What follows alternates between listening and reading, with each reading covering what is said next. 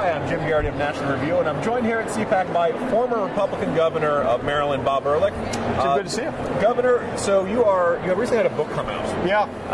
And obviously the bookshelves at the political sections of Barnes & Noble have a lot of space. There hasn't been enough books out lately. So what made you decide to write this book? Well, the title is America, Hope for Change, right? This is my second book. Okay. And this is the book I wanted to write. The first book I wrote, Turn This Car Around, everybody has a book in them, every politician. And it was a lot about my experiences as governor and member of Congress, infamous class of '94, Newt, Revolution, Contract with America, and all that. And it was a fun book to write. This book is about a serious book for national consumption, about national politics. Okay. And it's about what's happening in our country, which unfortunately is we're losing. The good guys are losing. And the progressives on steroids are winning. And they're undermining, as a result, our cultural values and our economic values. And so not only diagnosing it, we all sort of diagnose it, it's what to do about it. And, of course, what to do about it is win elections. Yeah. Now, you were one of the few Republicans who has won statewide in Maryland in really the past generation. 300 years. There you go. Okay, so 6 Republican governors ever. Yeah. So why? So this is a state that's got a couple of Republican congressmen. It's a fairly wealthy state. It doesn't necessarily seem to be, it's got a lot of government workers. Yeah. But what's it going to take for a flourishing Republican Party in the state of Maryland? Oh, wow. Peace in the Middle East could come first. That'll come first. All right. It's not the government workers. No. It's not labor unions. It's not being Virginia being the northernmost right-to-work state. Yeah. It's not African American high turnout. It's all that together. Okay. It makes it tough. The last factor, by the way, being relevant, until this party somehow figures out how not to get crushed with the African American vote. States like Maryland are not going to be in play. It's just tough. It's just tough. And it's interesting because we talk about the Hispanic vote, African American vote, and take the party labels off.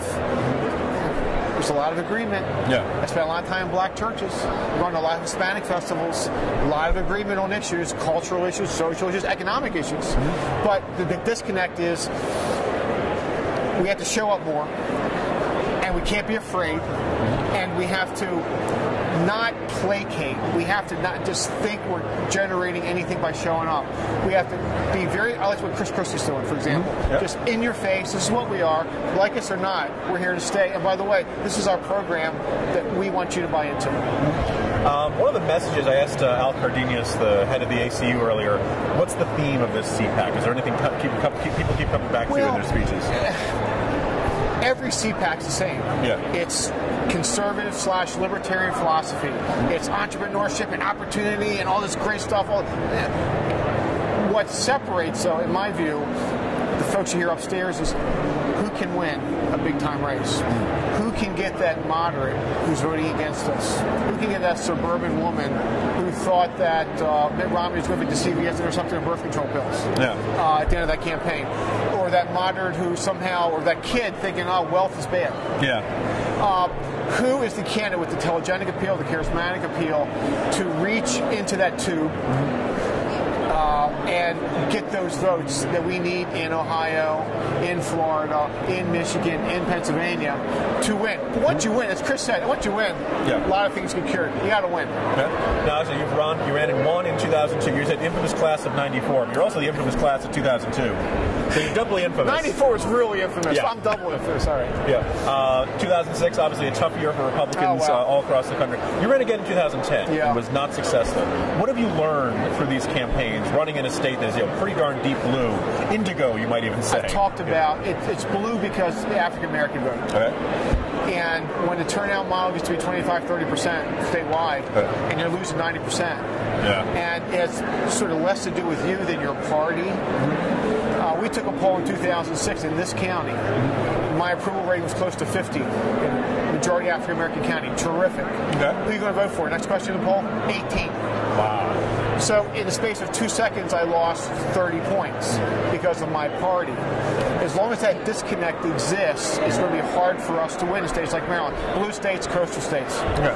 Now, you still live in Maryland, correct? Annapolis, correct. Annapolis, okay. We have a problem with the state's health insurance exchange. You noticed. Yes, yeah, and, my understanding, they don't know if it's ever going to work. They've had to get directors. The contractors involved in the subcontractors. I think this is the high water mark, by the way, for Obamacare in Maryland. It goes down. It goes south from here. Really? Okay. And then so will that be like fiery, fireballs from the sky? Every time I think it can't get worse, I open a newspaper. Pestilence and plague or something. So, all right. The problem in a state like Maryland is, unlike other states, are there consequences? Are there repercussions from this gross failure of government? And usually the answer is no. Okay. Not that Governor O'Malley is calling you up and asking you for advice, but if he were in a mood to listen, what would you tell him on the exchanges in Obamacare? Well, actually, he'll be out of office in a few months. Okay. I would tell I'm telling the Republican candidates running, and hopefully the Democratic candidates as well, that we got to do better than this. We got to stop the bleeding. Southern Pennsylvania is Maryland. They're renaming it Northern Maryland. That's a joke. Okay. People get it.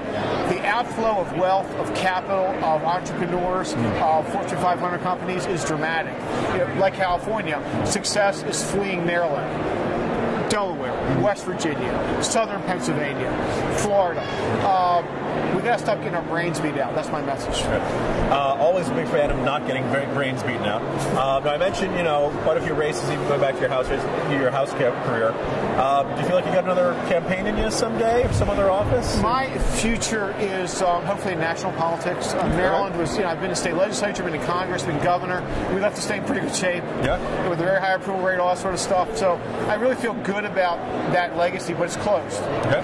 For lots of reasons, but it's closed. So I write books, I do a lot of TV, I give a lot of speeches, I run around. I want a voice in this party. I want a voice in this country. And that's why we're here at CPAC. Excellent. Governor Ehrlich, thanks very much for joining us. My pleasure. Thank you.